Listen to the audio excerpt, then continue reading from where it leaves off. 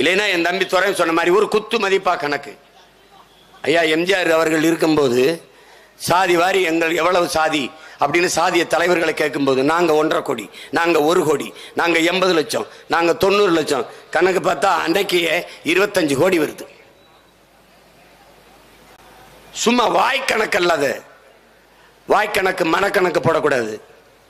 என்னன்னு எண்ணி கொடுக்கணும். அதுதான் சரியான சமூக நீதி.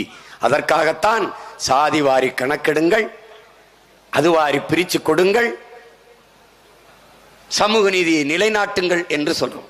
வெற்று வார்த்தையாக சமூக நீதி, சமத்துவம், சகோதரத்துவம் என்று பேசிக்கொண்டு திராவிட கட்சிகள் இருக்குமே ஒழிய ஒருபோதும் கணக்கு எடுக்காது.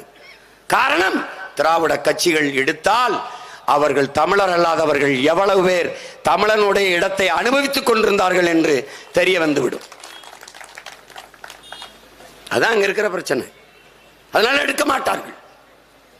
இன்னைக்கு நேத்தா நாம சிறு பிள்ளையா இருக்கிற காலத்தில் சட்டநாதன் பரிந்துரைத்த அந்த காலத்தில் இருந்து இவர்கள் எடுக்கல. எந்த திராவிட கட்சி? ஐயா கருணாநிதி எடுத்தாரா? ஐயா எம்ஜிஆர் எடுத்தாரா? அம்மையார் ஜெயலலிதா எடுத்தாரா? எடுக்க மாட்டார்கள். இப்ப யார் அதிகாரத்திற்கு வந்தால் இது எடுக்கப்படும், உரிய எண்ணிக்கையில் உரிமை கொடுக்கப்படும். பிரபாகரன் பிள்ளைகள் என்னைக்கு இந்த மண்ணில் தமிழ் தேசிய குடியரசை கட்டி எழுப்புகிறார்களோ அன்னைக்கு இது சாத்தியப்படும். என்னது இது? ஒரு பெரிய வேலையா? எண்ணி கொடுக்கிறது அதெல்லாம் எப்படிங்க? இது மத்திய அரசு எடுக்கணும் அப்படின்னு. அறிவார்ந்த தமிழ் சமூக தம்பிதங்களிடத்திலே, என் அன்பு பெற்றோரிடத்தில் ஒரு கேள்வியை உங்கள் மகன் வைக்கிறேன். 3% இடஒதுக்கீடு அருந்ததிய மக்களுக்கு கொடுத்தது யார்? மாநில அரசு. 3.5% விழுக்காடு இடஒதுக்கீடு இஸ்லாமிய பெருமக்களுக்கு கொடுத்தது யார்? மாநில அரசு. 10.5 விழுக்காடு படையாட்சிக்கு கொடுத்தது யார்? ஐயா எடப்பாடி பழனிசாமி, மாநில அரசு. இந்த விழுக்காட்டு அடிப்படையில் இடஒதுக்கீடை கொடுக்கிற உரிமை, அதற்கான அதிகாரம் மாநில அரசிற்கு இருக்கிற போது சாதிவாரி கணக்கெடுப்பு எடுத்து கொடுக்கிற அதிகாரம் மாநில அரசிற்கு இருக்கா இல்லையா? இதுதான் கேள்வி. இல்லை என்றால் அந்த உரிமையை போராடி பெறாமல் என்ன புடுங்கி கொண்டிருந்தாய் என்ற கேள்விக்கு என்ன பதில்? நீ மாநில உரிமை பேசினாய், மத்திய அரசு கணக்கெடுக்க வேண்டும் என்கிறாய். மாநில தன்னாட்சி மத்தியில் கூட்டாட்சி, இந்த முழக்கத்தை வைத்தது யார்?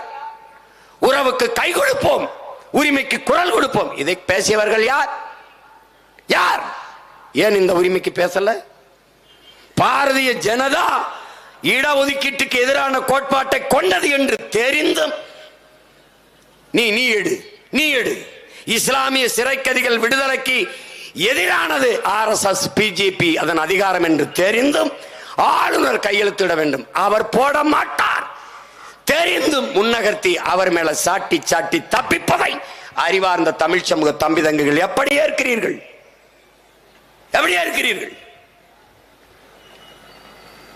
நிதிஷ்குமாரால முடியும், உங்களால் முடியாதா?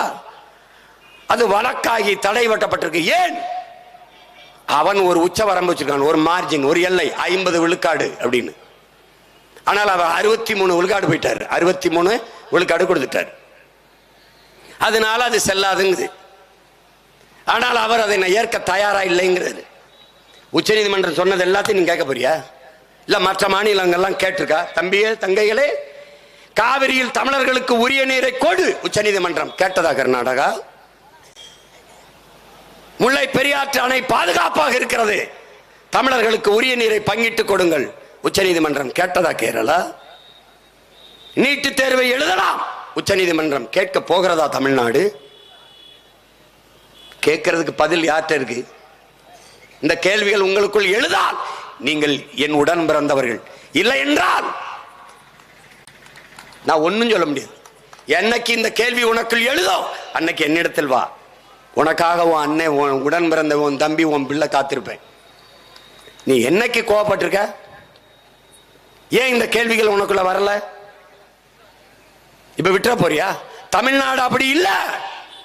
69 விழுக்காடு மண்டல் கமிஷன், மண்டல் என்கிற ஒருவரின் தலைமையிலே ஒரு குழு அமைக்கப்பட்டு இந்த உரிமை பெறப்பட்டிருக்கின்றால் தமிழ் மண்ணில் பிறந்த பெருமகன் நம்முடைய ஐயா ஆனமுத்து என்ற ஒற்றை மகனின் உழைப்பு என்பதை அறிவார்ந்த தமிழ் சமூக தம்பிதங்கள் புரிந்து கொள்ளணும். எல்லாம் சொந்தம் கொண்டாடுவான். ஆனமுத்துக்காக பேச இன்று யாரும் இல்லாமல் இருக்கலாம். பேசியவர், பாராட்டியவர் எங்கள் ஐயா மருத்துவர் ராமதாஸ் அவர்கள். அவர் பாராட்டு கூட்டம் போது முன்னிருக்கையில இருந்து கைதட்டியவன் இந்த மகன் சீமான் என்பதை நீங்கள் கவனத்தில் வைத்துக் கொள்ள வேண்டும். பட்டாடை போர்த்தி மாலையை அணிவித்து அந்த பெருந்தகையை பாராட்டிய மகன் எங்கள் ஐயா ராமதாஸ் அவர்கள். அவருக்கு தெரியும் இப்ப ஒரு 10.5 தந்தாலே தான் சொல்ல, என்ன எண்ணி கொடு, நீ ஏமாத்திக்கு இருக்க, பூச்சாண்டி கட்டிக்கிட்டு இருக்க, நீ 10.5 இங்க பாரு, இதெல்லாம் எடுத்து வச்சிருக்க, என்ன அண்ணன் பார்த்து படிக்குதுன்னு சும்மா வாய்க்கணக்கா சொல்றேன்னு நினைச்சிடக்கூடாதுல்ல. எவன் எவ்வளவு அனுபவிக்கிறான்ட்டு அதுல பாரு ஒரு ஆட்சியில் அந்த பாரு வந்திருக்கு பாரு 10.5 படையாட்சிகளுக்கு எங்க ஐயா ஒரு தடவை சொல்லிட்டாருங்க கோவத்துல, உனக்கிட்ட உன்கிட்ட நான் இதெல்லாம் செஞ்சு கொடுன்னு கேட்கணுமா? 10.5 எனக்கு கேவலம் வெக்கமா இருக்குதுன்னு 10,000 பேர் இல்லாத ஒரு சாதி எங்களை இத்தனை வருஷமா ஆண்டுகிட்டு இருக்கீங்கன்னு வச்சிட்டாரு.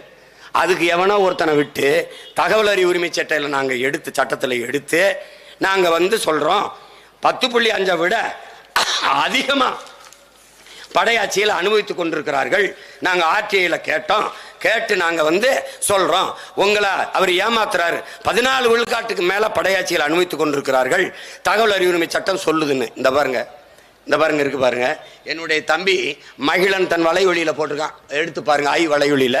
இந்த பாருங்க இதுல 2008 திருச்சியை சேர்ந்த ஓய்வு பெற்ற துணை கலெக்டர் துணை மாவட்ட ஆட்சியர் முத்தையன் டிஎன்பிசி இடம் அந்த வன்னியர்களுக்கு எத்தனை பணியிடங்கள் ஒதுக்கப்பட்டன என்று ஆர்டிஐ மூலம் கேட்டதற்கு அது தகவலை தர மறுத்து விட்டது. இப்ப எங்களை சேர்ந்த ஒருவர் என் தம்பி அறிவன் இந்த உண்மையிலே வன்னியர்களுக்கு 10.5க்கு மேல பயன்பாட்டில் இருக்கா, இடஒதுக்கீடு இருக்கா, 14 விழுக்காடு இருக்கா அப்படிங்கிற தகவல் அறிவு சட்டையில் போட்டு கேட்டதுக்கு இந்த தகவலை நீங்க யாருக்கும் கொடுத்தீங்க, அப்படி யாருமே கேட்கல, நாங்க எந்த தகவலையும் நாங்க யாருக்கு அனுப்பலைன்னு தகவல் அறிவு உரிமை சட்டம் சொல்லியிருக்கு.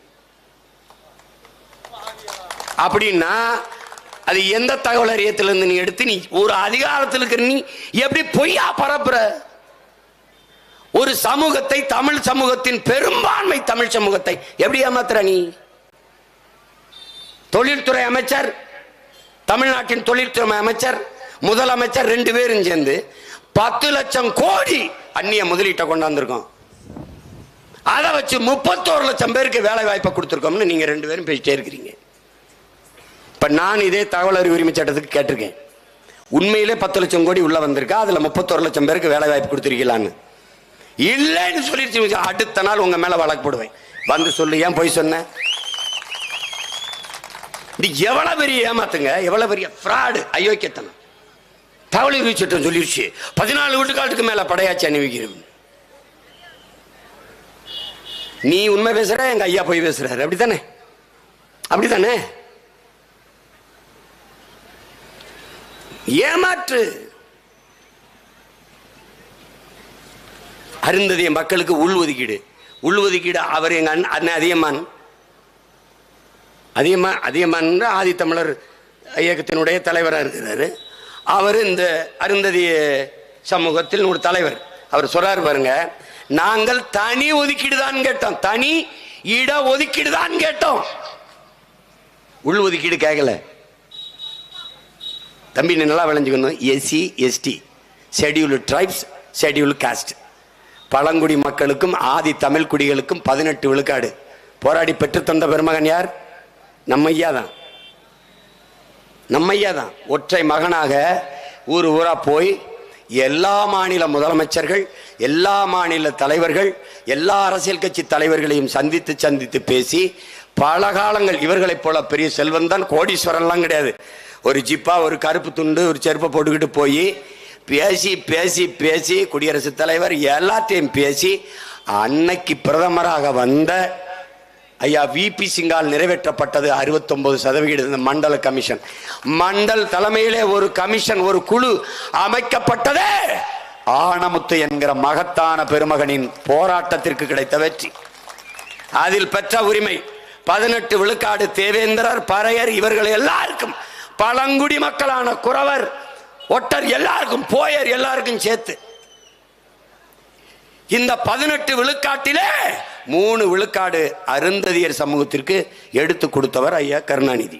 அவர்கள் கேட்டது தனி இட ஒதுக்கீடு, நீங்கள் கொடுத்தது எங்களுக்குள் இருந்து உள் ஒதுக்கீடு. தம்பி தங்கைகளே, நானே நெளிஞ்ச தட்டில் 5-6 பருக்கைகளை போட்டு சாப்பிட்டு கொண்டிருக்கிறேன். எனக்கே இது பத்தலை. இதுல 2 எடுத்து இன்னொருத்தனுக்கு கொடுத்து விடுவது எந்த வழியில் நியாயம்? பக்கத்தில் ஒருத்தன் சட்டி சட்டியா ஆக்கி பிரியாணி தின்று இருக்கும்போது நான் இத்தனீன்னு ஒரு வேளை கஞ்சி நெளிஞ்ச தட்டில் போட்டு குடிச்சுக்கிட்டு இருக்கிறத எடுத்து இன்னொருத்தனுக்கு கொடுப்பதை எப்படி நீங்கள் சரியான பங்கீடாக பார்க்குறீங்க? எப்படி பார்க்குறீங்க? எங்கிருந்து கொடுக்குது? இங்கிருந்து தான் கொடுக்கணும்னா, இப்ப பொருளாதார அடிப்படையில் பின்தங்கிய மக்களுக்கு 10 விழுக்காட்டை எங்கிருந்து எடுத்து கொடுக்கிறீர்களோ அங்கிருந்து தான் அருந்ததிய மக்களுக்கு நீங்க 3 விழுக்காடு இல்ல 15 விழுக்காடு வேணாலும் நீங்க அங்கிருந்தான் கொடுத்துருக்கணும். ஏன் கொடுக்கல? ஏன் கொடுக்கல? இந்தியா முழுமைக்கும் உள்ஒதுக்கீட்டுக்கு எதிரான போராட்டம், இந்தியா முழுமைக்கும் இடஒதுக்கீட்டுக்கு ஆதரவான நிலைப்பாடு போராட்டம். அருந்ததிய சொந்தங்களுக்கு நீங்கள் 3 கொடுங்கள், 6 கொடுங்கள், 10 கொடுங்கள், அவர்களுக்கான இடஒதுக்கீட்டை ஏற்கிறோம், இடப்பங்கீட்டை ஏற்கிறோம். அவர்கள் உரிமைக்காக நாங்கள் உயிரை கொடுத்தேனும் போராடி பெற்றுக் கொடுக்க அவர்கள் உடன் நிற்கிறோம். ஆனால் எங்களுக்குள் இருந்து எடுத்து கொடுப்பதை ஏற்க முடியாது. ஏனென்றால் நாங்களே பாதிக்கப்பட்டவர்கள். நீங்கள் அப்படி கொடுத்த நீங்கள் காலங்காலமாக ஒடுக்கப்பட்டு தாழ்த்தப்பட்டு வீழ்த்தப்பட்டிருக்க மக்களுக்கான உரிமையை கொடுக்க நினைத்த நீங்கள் பிசி எம்பிசி கோட்டாவில் இருந்து கொடுத்திருக்க முடியுமா? பதில் இருக்கா? முடியுமா?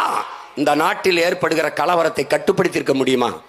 கொடுத்திருந்தால் நீங்கள் மறுபடியும் ஆட்சி அதிகாரத்திற்கு வந்திருக்க முடியுமா? தாழ்த்தப்பட்டவன், ஒடுக்கப்பட்டவன், அரசியல் வலிமையற்றவன், அதிகார வலிமையற்றவன், தனக்கென்று பேச குரலற்றவன் என்பதனாலேயே படக்கென்று எழுத்து கொடுத்து விட்டீர்கள். என்ன என்ன மனச்சான்று உள்ளவர்கள் சிந்தித்து பாருங்கள். இட ஒதுக்கீடு தான் அண்ணனே சொல்லியிருக்காரு. இந்த பாருங்க, இட ஒதுக்கீடு தான் நாங்கள் கேட்டோம். ஆனால் ஐயா கருணாநிதி தான் உள்ஒதுக்கீடு கொடுத்தார். பின்னாடி அவர் சொல்றாரு, ஐயா கருணாநிதி அவர்கள் உடல் நலிவுற்று நலமில்லாமல் போய் மருத்துவமனையில் படுத்து விட்ட பிறகு ஸ்டாலின் அவர்கள் தான் சட்ட முன்வரவை சட்டசபைக்குள் கொண்டு வந்தார், எதிர்ப்பில்லாமல் சட்டம் நிறைவேறியது என்று.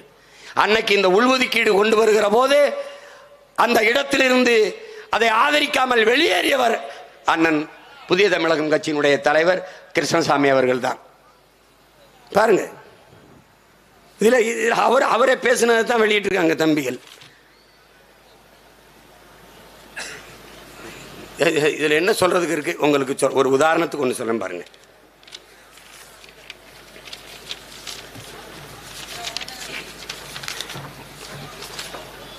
அது ஒண்ணுதான் இப்ப குறையா இருக்கு.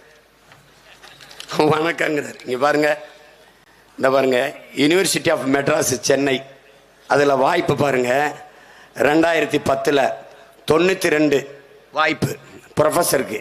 அது பாருங்க, இந்த வேலை வாய்ப்புல அதுல 20 எஸ்சி ஏ, அதாவது எஸ்சியில் அருந்ததி இருக்கு 20 இடம், எஸ்சி பறையர் தேவேந்திரர் இருக்கு ஒண்ணுமில்ல முட்டை. இந்த பாருங்க இருக்கு பாருங்க தம்பி. இதில் நான் வாய் கணக்கா சொன்னா நம்ப மாட்டேன், எடுத்துட்டு வந்திருக்கேன். இந்த ஸ்டாலின் மாதிரி பார்த்து படிக்கிறேன்னு நினச்சிக்கிறாத, இதை நான் பார்த்து படிச்சாதான் நீ நம்புவ. இங்க பயிர்.